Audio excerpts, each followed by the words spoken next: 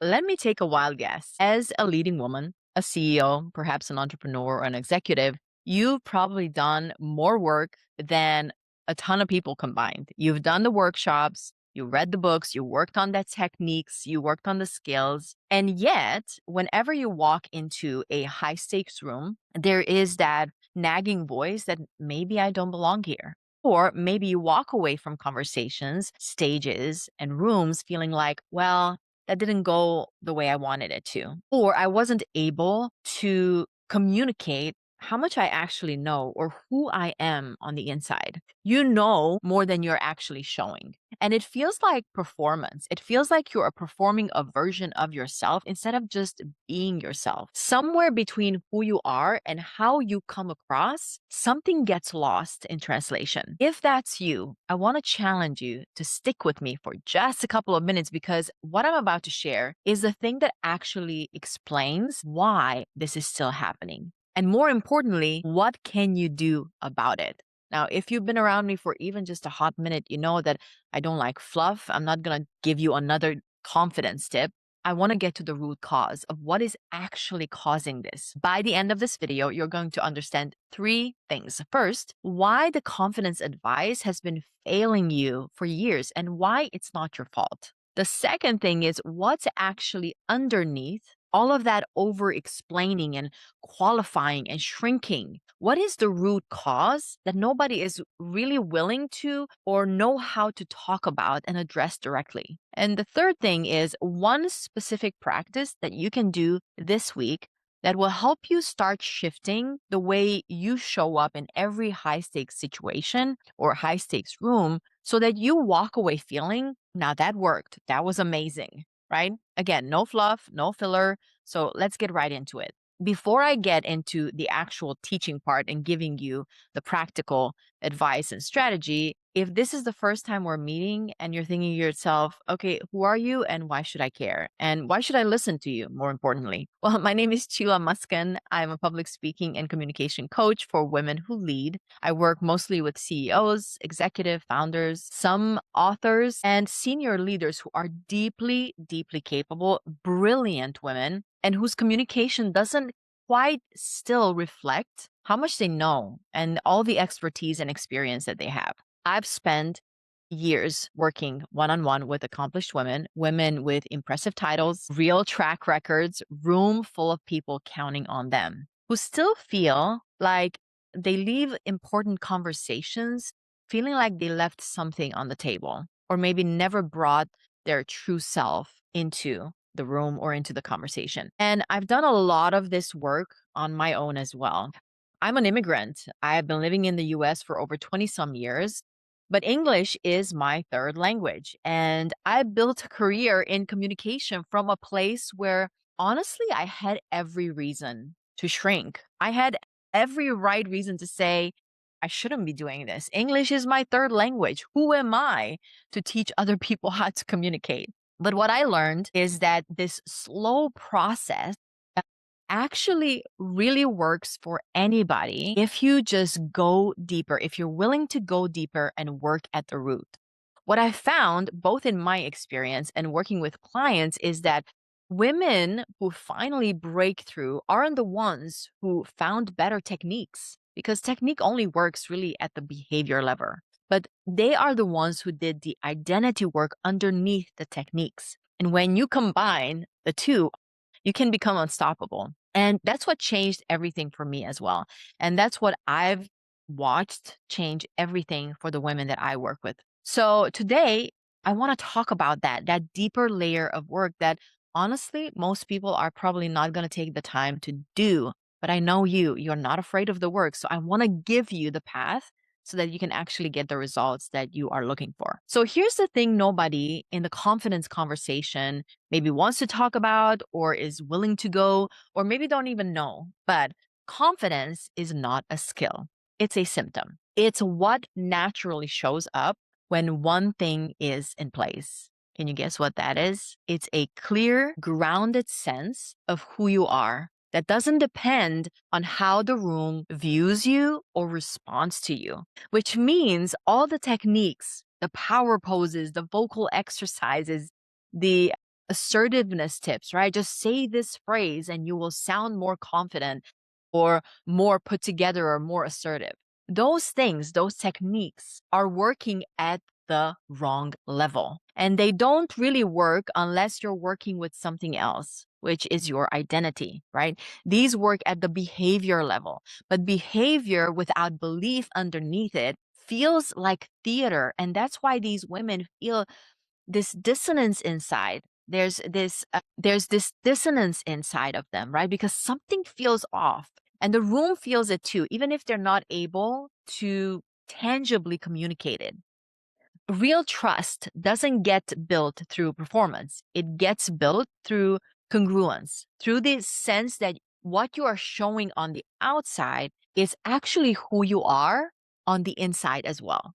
So, what's actually going on underneath all of this? Well, here's what I see in almost every high achieving woman I work with. She has built her entire identity on being capable, on performing at a high level, on delivering results, and doing this perhaps under great pressure and short timelines. But somewhere along the way, without even realizing it, perhaps a very dangerous equation got formed. Now, what is this equation? The equation is that my value is tied to my performance, which might even sound logical, right? Until you are in a room where someone perhaps challenges your idea in front of a group. Or maybe until you stumble over your words and don't know how to compose yourself or pick up the thread afterwards. Or maybe until you are the least senior person in the room and you haven't proven yourself yet. Or maybe somebody asks you a question and you genuinely don't know the answer to that question. And then in those moments, if your identity is built on performance, your value suddenly feels like it's in question as well. And so then you start over explaining because if you just give them a little bit more information or enough information, then they will agree with you. And maybe you start qualifying yourself because if you soften your phrases first or your composure first, then maybe the rejection won't be as difficult or as hard. Maybe you're shrinking because what if you show up too direct, too strong, too opinionated, and the room decides that you are just too much? And so the fear is of either being too much or not enough, being too loud or too quiet. And I can tell you that sometimes when you're too quiet and you just listen and you process things, people don't know what to do with that. It rattles them. And so that might make you look like you come across as somebody who is too quiet. And the women I work with, what I know is that they're not lacking substance. They're not lacking intelligence or ideas. They have learned over time, maybe through 100 small moments in hundreds of different rooms, to kind of sand down a little bit their edges so that everyone feels comfortable. And that is often not a confidence problem. It's an identity that has been negotiated away from itself. And so in this case, no technique will fix that because technique works at the behavior level. This lives somewhere way, way deeper. And so here's the reframe that I want to give you today. As I said before, confidence isn't something you build. It's something that emerges as the natural result of a clear and grounded sense of who you are. Not only that you have a clear and grounded sense of who you are, but you are okay with bringing her to every single conversation in every single room. You are okay letting her show up. Confidence emerges as a side effect of you having a healthy self image. Now, think about the women in your life who you would describe as genuinely confident. Not loud, not aggressive, and not super quiet, but just settled.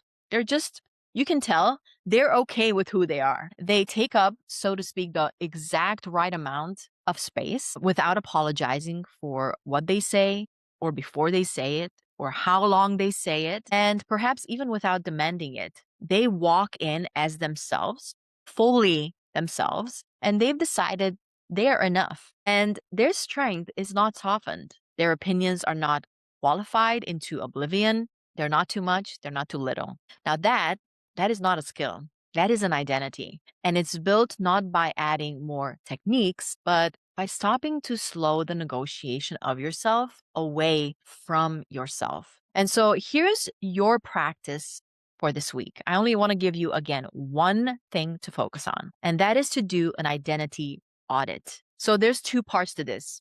Okay. One, I want you to write down the real story you are telling yourself about yourself as a communicator and leader. Now, key word here, the real story, not the one that you would like to tell yourself, not your LinkedIn version, not the social media version, the polished and perfectly curated one, but the real one that is playing in your head right before you walk into a high stake room. The one that perhaps says things like, I always over explain. People don't respect me. I'm too much. I'm too little. I'm not naturally commanding. People don't respect me. I second guess myself every time I want to communicate something. That's the voice that I'm talking about. That's the story that I'm talking about.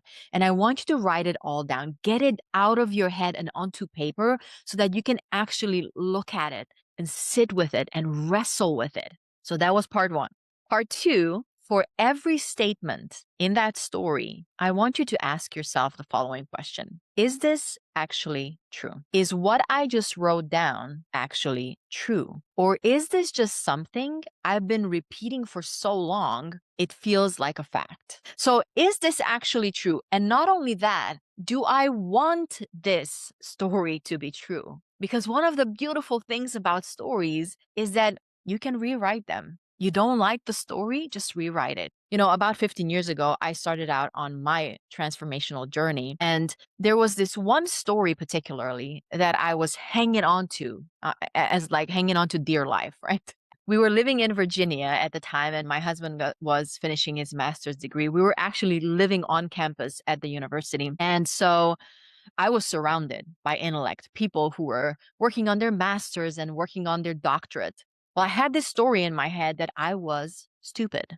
I was not smart. I was not well read, well educated. And so, as you can imagine, that made me feel even more small when I felt like I was surrounded by people of intellect who are educated and well learned. And as I was going through counseling and doing my own work of transformation, I one day decided I no longer wanted to hold on to that story. I wanted to rewrite it. I wanted to tell myself, I wanted to identify as someone who was well educated, well learned, well read. But the problem was that the reason why I didn't like to be a student or I didn't like to study was because I didn't like reading things that I didn't care about.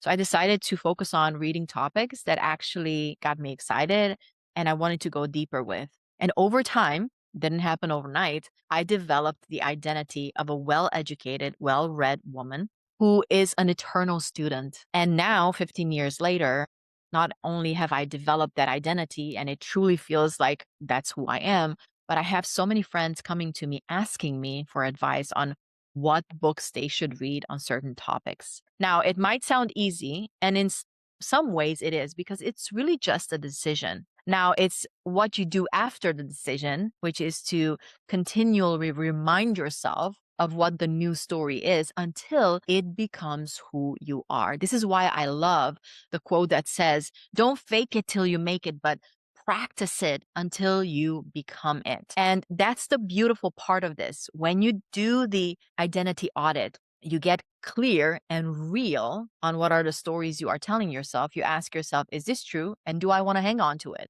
And if I don't want to hang on to it, I can rewrite it. It's going to take time. It's going to take practice. But the good news is you do have the choice. And that's the work. It's not glamorous, but it is the only work that moves the needle permanently in the direction where you are headed. So here's what I want to leave you with today. Stop chasing confidence. Put it down, let it go. It's not a destination. It's what shows up when the identity work gets done, when you put in the work. Your directness is not too much. Your strength is not too much. Your opinions are not too much. You are not too much. And you are not too little on the other side. If you are very thoughtful about what you're going to say, if you want to sit with it first and ruminate on it and think about it before you open your mouth, that's not too little. That's discernment. That's who you are. That's your personality. So embrace it. You're just someone who hasn't fully given herself permission to take up space, take up the time that she's already earned. So consider this your permission. Now, two ways to go deeper right now. If you want to keep building on this, first, I want you to hit subscribe because every week, or maybe every other week, I bring you real, specific, no fluff teaching on message, presence, voice, and identity, which I believe ties everything together. It's the chain that links everything, right? And this is the work and it compounds. And this is why I'm excited to do this because I've seen this work change my life and I've seen this work change the lives of so many women that I worked with. And if you want something you can use today, I put together a free guide called the Well-Spoken Woman's Guide to Commanding Any Room. It's 5 shifts starting with identity that will show you exactly where your authority might be on shaky ground and what to do about it. It's short, it's specific, and you can grab it. It's in the description. It's completely free. Okay, friend, I'll see you in the next one. Until then, remember, say what matters, show up unapologetically, and lead like you have nothing to prove. Why? Well, because you don't. Now go and be her. Okay, friend. Bye for now.